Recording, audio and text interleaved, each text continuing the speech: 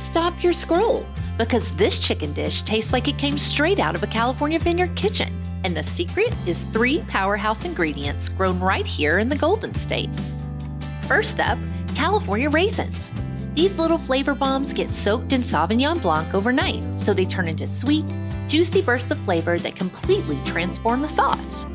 Then, we bring in California table grapes. California grows over 99% of the fresh grapes in the entire U.S.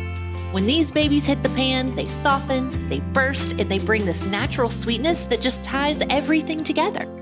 And finally, California Sauvignon Blanc. Bright, crisp, citrusy. It cuts through the richness and brings this whole dish to life. Raisins, grapes, and wine. 3 California-grown ingredients working together like a dream. If you want a chicken recipe that tastes restaurant level but feels totally doable, this is it.